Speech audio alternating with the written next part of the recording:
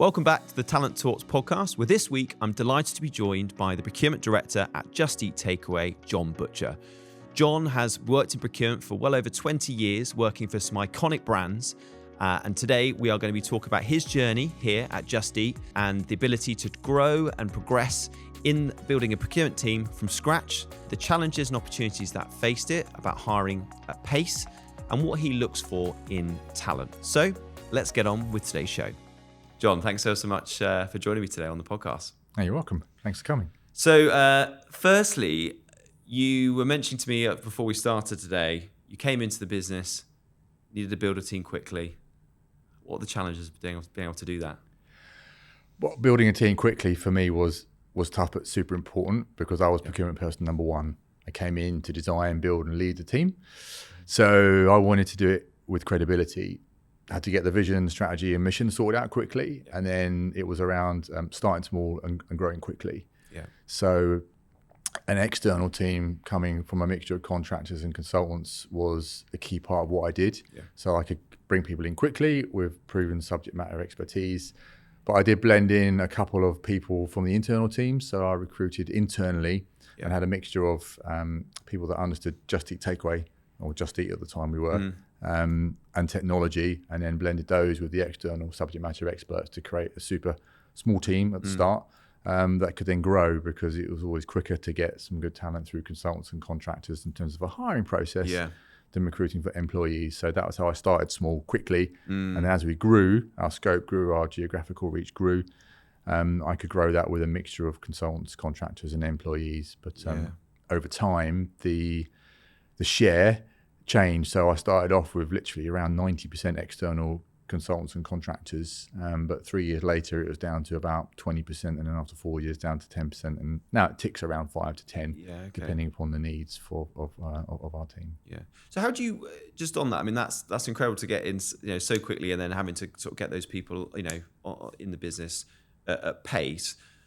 What sort of challenges did you find in doing that? Because I guess you're trying to make sure you're doing your due diligence of getting the right people that technically and culturally align to Just Eat, but you're doing it with obviously time pressures because you need to deliver what you've set out to do. So how did you find that dynamic?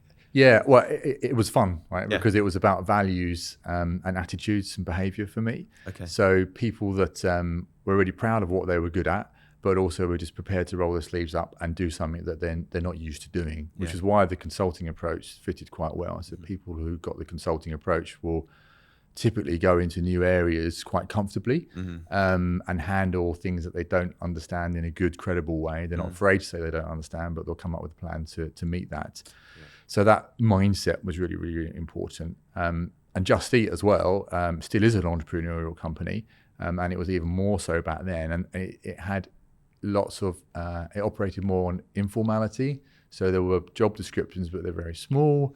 People just form up into little teams to solve a particular problem, and then they move on. Yeah, okay. So there's a lot of helping and collaboration across teams. So those boundaries were not strictly in place. Like if you went to a big international manufacturing company or FMCG, you were all siloed like that. Of course, So to get people that are comfortable operating out their main zone was really, really important, but quite thrilling. Yeah. And that ability to make an impact was why I joined, and people that wanted to make an impact and were not afraid about stepping forward, stepping out of those comfort zones was what I needed. Yeah. Did you find a lot of that as well, because it's that sort of greenfield going in and setting up procurement? What was the attitude to procurement when you joined? Did they know it? Did they understand it? I mean, clearly they saw the value because they've invested in you, but how did you find that coming into a business that hadn't really had procurement before? Yeah, it was a joy, to be honest. Yeah. I honestly had never known a company or a group of people that I worked with as open to collaboration and open to procurement. And I've done lots of line management roles, lots of line delivery roles, worked in consulting and contracting, and everybody here was so open, and it's a credit to everybody that's at the company then and now to be so open to help, just to accept help, right? Yeah. Because when you're talking about, well, what's procurement about and what do we bring to the table? And you're asking someone else, well, what do you do and what are you struggling with and where might you need some help? And they listen to that, and then they're responsive and say, okay, do you know what? I'm happy to accept that help because I'm either overloaded or I'm happy to give you something else, or I can see you're going to do something that I wouldn't want to do or couldn't do. That openness to accept that you can't do it all, nobody can. that's brilliant, and that's definitely part of our culture, that willingness to collaborate. So that actually made it relatively easy, I would say, compared to some other pieces. But I still had to have a USP, and that was the thinking around the mission statement for the team around what would we do and how would we do it, and then just delivering some of those quick wins, problem solving, given some tough tasks to solve, and then come back once you've solved those and say, right, I've done that for you, let's talk about something else. Yeah, I guess the it's great to hear that there was a real attitude to make that change and for you to come in and build and develop. I guess there's the caveat of that, of making sure you don't over-promise, I presume, and just say, open door, and then they're just drowning you and your team in sort of tasks. So I guess there was presumably a bit of prioritization for you as well of where to focus your time to start with. Yeah, definitely. And I focused on marketing and tech, because we were certainly then very much a marketing and tech company. We still are heavily into marketing, brand focused, and technology is at the core of everything we do. But logistics is a very new part of what we do, importantly. But back then it was all marketing and tech. Personally, I had a lot of marketing category procurement experience as a doer at the time, as well as leading in marketing, leading companies that were heavily into marketing procurement. But I knew that's where the spend was, that's where the opportunities were. It was that group of stakeholders that I had a good personal affinity with. And I sort of spoke the language of them. So that was always going to be my first wave of focus to build reputation that way. Oh yeah, John and his approach, I get that. You should talk to him as well. Him and his team, they're good. And the other piece that was much harder though was technology, because the business needed technology, but I didn't know much about technology. Wasn't ashamed to admit that. In fact, I said that to the CFO, Paul Harrison, at the time when he recruited me. I said, I don't know anything really about technology, but I know a lot about marketing, and that's half taken care of. But you know a lot about procurement. And so, but I'm a leader, I'm a manager. I'm not going to do it all. I've got to recruit and build a team that do understand technology. So that's my commitment, and I will need to do that as part of my plan. And that was why I looked internally to bring those people into that understood technology, understood the company, and then I was developing them in commercial acumen, in more procurement side of things. And that was the blend and the approach for those early waves of development. I think that's a great tip there for anyone listening that's looking to be hiring in the team, and particularly a volume that you had, is getting that blended approach. Because what you don't want to do, you don't want to hire too many internals because you're inwardly focused, but similarly, you don't want to hire just the whole team of external, because you lose that knowledge about the company you're working for. That the Just Eat people that know the product and the business and the culture, and and they can come in, and then you can nurture them from a procurement standpoint, I guess. Definitely. And I remember one particular moment when we were hiring. I think it was about the team number 5, and I had 2 people helping me with the hiring decision. And I said to the hiring manager, sorry, person A in my team, so what do you think of this candidate? And they said, I just don't think he's Just Eat enough. I said, okay, interesting. I said, turn to the other person B who was helping me. What do you think? And he said, I think that's exactly what we need. They're not Just Eat. This is exactly why we need them. They're bringing something different. I was like, okay. It's not an easy answer to reconcile, but a really good point is that how do you make those choices around bringing someone that fits right in versus bringing someone in that is a bit different, because maybe you need something different to move yourself forward. And at that time, I went with the person that wasn't very Just Eat, because they were bringing something different. They were bringing more consistency and rigor and process, which would feel a bit like a constraint to some, but we needed to put a little bit of that in to get more consistent outcomes, which was a little bit counterintuitive to the informal speed at which we operated in the past. But you've got to make that blend sometimes. Bit of a positive disruptor into the team. So just to go on that about talent, because obviously for me as a recruiter in the space, it's something obviously I'm particularly interested in there. So you talked around that, the blended approach to your recruitment, but when you're talking about the word talent, what does that word mean for you? It's one word. It's a small word, but it does mean a lot. Right? Everybody's got talent and talents, but I think it's whether it's right for you or your organisation or your team. And a lot of it comes from certainly attitude and behaviour, but probably rooted in values. So I find it easier to get people with a good attitude and best set of behaviours, and then sort of teach the skills or build on the skills. Whereas somebody who's technically gifted in some of the procurement skills might not have the right attitude or set of behaviours to go with it. So talent really for me is about if it's going to be seen as good talent, it's having the right attitude and set of behaviours that would work for our organisation for what we need at the time. The people that will succeed here might not necessarily succeed in a big financial institution, for example, and vice versa. Okay, and I guess so. Attitude, behaviour, and definitely that sort of, we see a lot around this sort of shift from IQ to EQ, a lot more of that, the emotional intelligence and the soft skills. Is there certain positions though in your team where you actually need to focus more on the technical than the behavioural, or is that something that you'll always be focusing behaviour first before technical? Yeah, now we're a bigger team, I would say yes. But when we were small and growing, really needed good generalists. I think it's probably when we got to about a number of 10, we started to have more specialist roles in the team, started developing a procurement operations and then system specialists, which is where we are now. So we've got people that are dedicated analysts, dedicated systems people, which is really, really important. But we couldn't afford that in the early days, effectively, in the team. So you had to have people that were prepared to roll up their sleeves and do a bit of both. And probably back to the talent point, people who can bring an A game or something that they're superb at, but also be prepared to learn something new. And that ability to learn something new and do something extra, that's a talent. That's EQ, being able to relate to people rather than simply knowing everything from day one. Quick break from the episode. I hope you're enjoying today's show. To keep up to date with our Talent Talks podcast episodes, don't forget to hit the subscribe button. This will help build our audience and our mission to raise the profile of procurement. I hope you enjoy the rest of the show. Because I guess, and I was having this conversation with someone the other day, and we work with a few businesses sort of in the similar sector. But when people think of Just Eat, I guess that some of the general part might think, F&B, it's food, look about the end customer. But you are at heart, like you said, marketing and tech business, and that's sometimes what people forget that aren't working in the business. Obviously, sometimes people forget. So, is that sometimes a challenge for you, or do you think that's a real opportunity, or how do you find that sort of, from a procurement standpoint for you guys when you're looking at things, and then indeed attracting talent in, and upselling what you guys actually are focusing on? I see it as an opportunity, but an existing complication in that if we bring it back to basics, it's really just look at our cost base. Where do we spend money on third-party supplies to help bring our proposition to life for customers, for partners, and for couriers? And that's where we can add value. Yeah. It's like HR is about people. For me, procurement is exactly that, but about the supply base. We have probably 1/10 of the investment internally to get value from that supply chain. So there's a real opportunity to lift the lid and say, actually, this is a big spend area or big profit impact area, even though it might not be much expense. The performance of that part of the supply chain is really, really critical.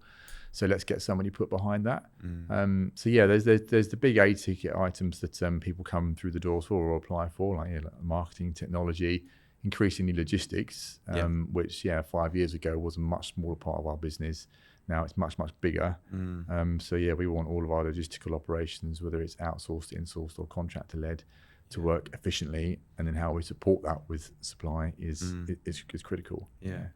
So now, a number of years into the journey here at Just Eat with you and building the procurement team and getting to a level of maturity that you're now at, what have been some of the learns for you sort of on the way through that, through developing your team and through, because I guess you've never been, although you've obviously led functions before and worked in different industries, this has been quite new for you, both in terms of the industry and the sort of immaturity of the team. So how have you found that? What's been some of your learns on the way? It's been exciting, without a doubt. And the Greenfield opportunity was amazing, and it still is amazing every day. I get excited waking up thinking about what we can do. I honestly feel that, which is quite amazing. But why do I feel that? It's because we can make a difference, and we do. So over that time, constantly pushing forward, thinking about what next, kind of having a promise as to what we could do, and then building a team behind to deliver it operationally, and then moving on to the next thing. What's the frontier? What are we always pushing at? So always pushing at the frontier has been thrilling to do. At times I've gone a bit too fast and too hard into places, and I've had to back off. But learning when to back off and then where to go, pushing on doors and which ones are open, put your energies there, because you're going to get a faster impact, faster delivery, and those that are resistant, come back to them another time. Work with willing people first, and then crack the tough nuts if you need to, or maybe the nuts moved on by the time you come back again the second time. But always push forward, definitely, because if you're not pushing forward, you're standing still, and then you ultimately slip back because others will be moving forward around you, either as competitors or within the company. So just think about how can I always push forward, edge forward for you, for your team, always rooted in the value for the company, and how can people go forward on that journey. I think one of the other things I found hardest was letting go. I'm passionate about procurement. I love doing stuff. I'm a doer as well, but what I had to learn was to delegate more, which was hard because I came in and I had designed it and built it and led it all on my own, and then the team grew, but obviously I've got to let go and let the team do things, and then I'm not just a manager and leader of a team of individuals, I'm managing managers, and they've got their teams to inspire. So you've got like a second line removed. You've got your managers leading those other, and I guess that sometimes is, I know myself personally, that's sometimes a hard dynamic because you're used to being more hands-on in inverted commas, but more directly involved in all the people. So that's, and some so you people, found that that's an interesting journey then for you. And I didn't get it right. I still don't get it right every day of the week. Nobody does. But what I like about my team is that they're really open with me, and they'll ask me things and they'll tell me things like, John, you should be delegating more, or what else can I do, or what have you. And I said to them, I need to delegate more. Can you help me do it? I'm now actively telling you I'm recruiting people that want to take on things, that want to contribute to strategy, to challenge the thinking. We should have a healthy debate. That's diversity of opinion, which is super critical for better decision making. Those are the type of people I want, because not only will we make better decisions, but it takes the load off me. It shares the load. And I didn't realize how much I was holding on to too much until my team started to take it off me. And it's like, wow, this is amazing. I had the freedom to really think about the future and move forward, rather than being stuck in yet another negotiation with another supplier just because it was big spend. Well, actually, I possibly could solve it, but let's give it to someone else who can solve it. And actually, they'll probably solve it better than me. And that's amazing. And even if they don't, they should still solve it, because that's what they're here to do. Getting that delegation bit right is really hard, but realizing in the moment that I had to do it, and then getting my team on board very openly with actually, you got to help me do it, and if you want to, please do so, giving them permission and reminding them, tell me when I'm not doing it right.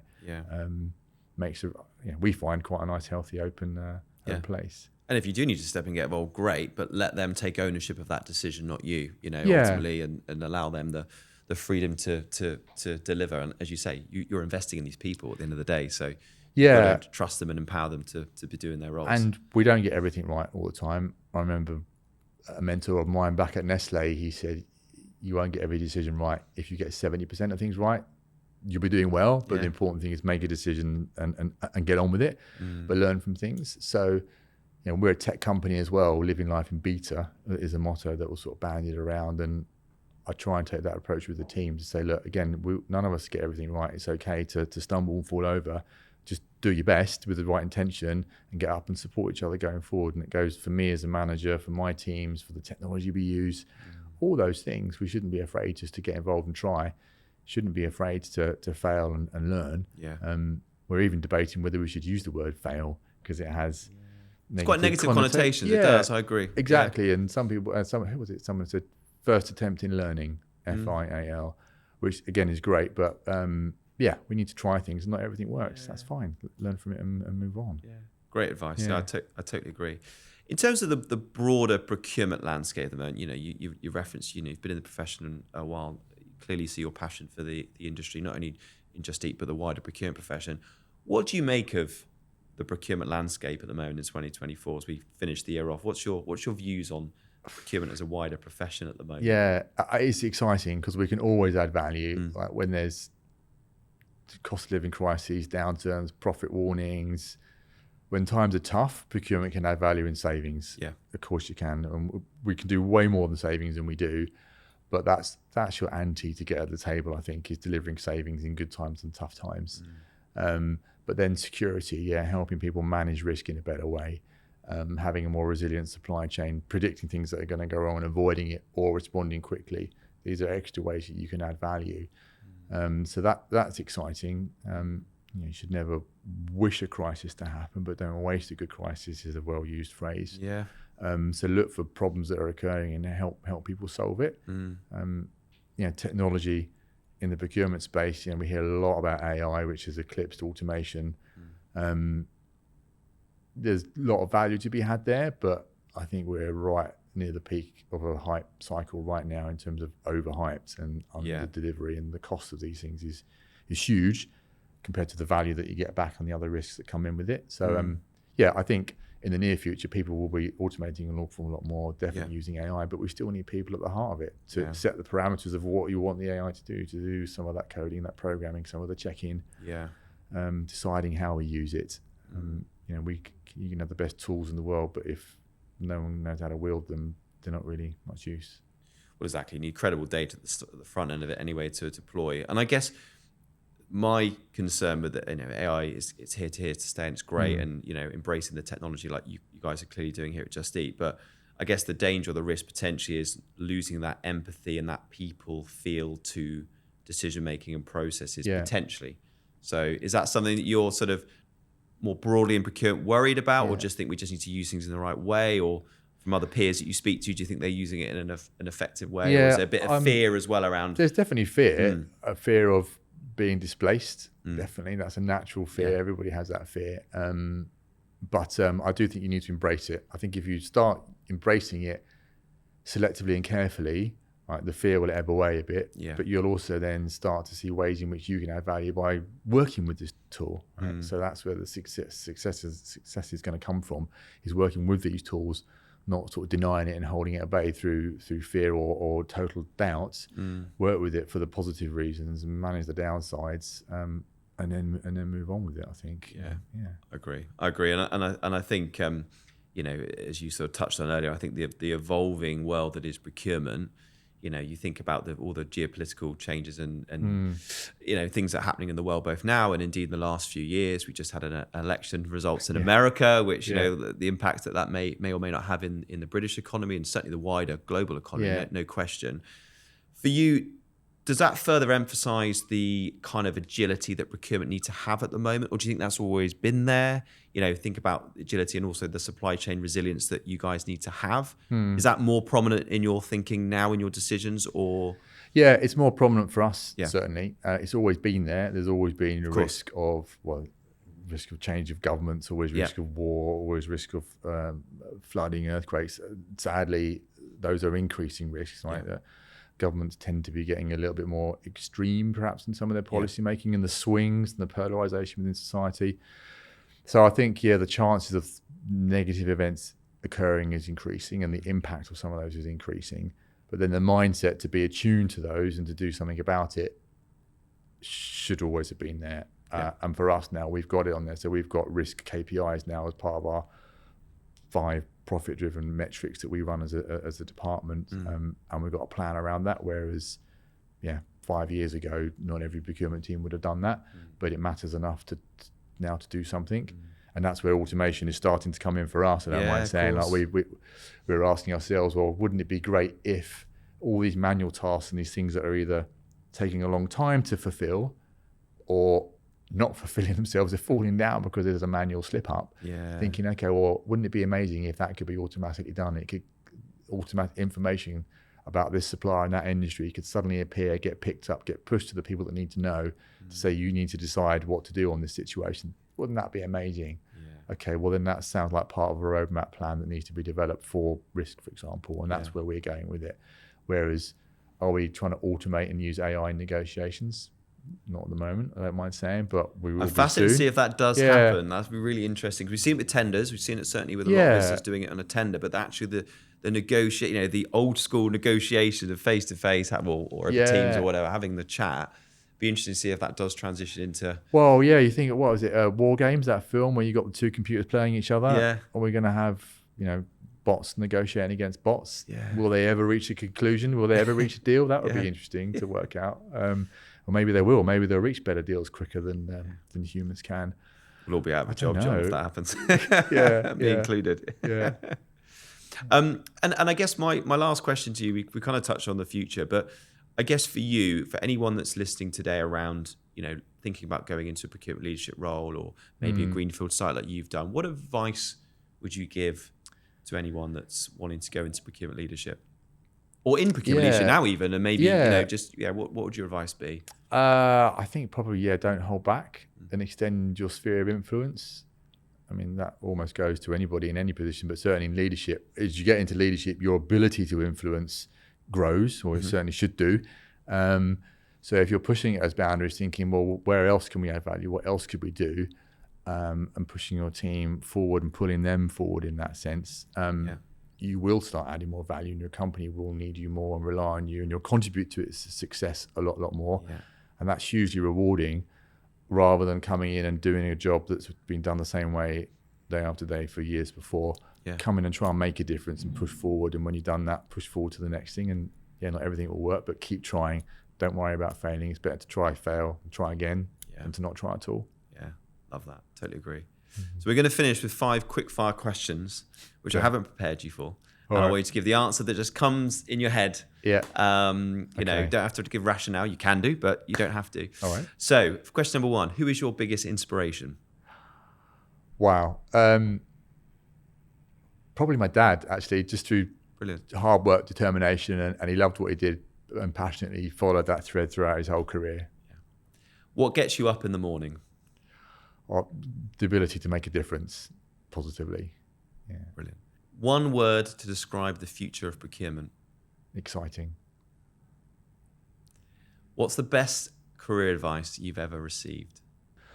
I'd probably go back to that decision making. The best career advice is, you'll get 70%. If you get 70% of your decisions right, you're doing well, but make your decision promptly and get on with it. Yeah, that's great advice. Yeah. And finally, if you weren't in procurement, what would you be doing, John? I would probably be up a mountain ski instructing.